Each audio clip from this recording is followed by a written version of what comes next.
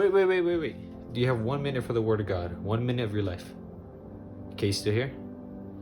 All right, thanks. I'll try to make it quick. All right, so today's gospel is on the story of Martha and Mary. So Jesus enters the village and is welcomed by Martha, who is along with her sister Mary. So Martha begins preparing the meal, while Mary, on the other hand, is at his feet listening to Jesus. So Martha is making this meal and sees Mary, walks up to Jesus and says, "Jesus, I'm slaving away making this food.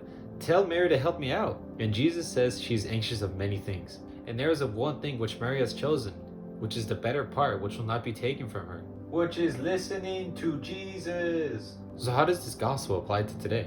When you have all these things going on in your life, school, work, partying, hanging out, clubbing, going out with friends, but you haven't made time for Jesus. And you could be at work, talking to your coworker saying, "Oh, I worked 30 hours this week." And then your coworker says, "Oh, I've worked 40 hours this week."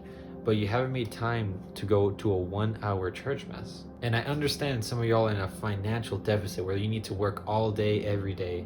And to that I say, take baby steps. And what do I mean by baby steps? Try to at least read one Bible verse a day. Try to take at least 1 minute out of your day to pray. Try doing it when you wake up. Try doing it before you eat a meal. Try doing it before you're about to go to bed. Try to take the time to do a 1 minute, maybe 2 minutes max prayer. Even though it's not a lot of time, the more you do it and the baby steps you take to the big kid steps brings you closer to the Lord. And I know it can be hard to find the time, but you can always make time for Jesus in your life. Thanks for staying.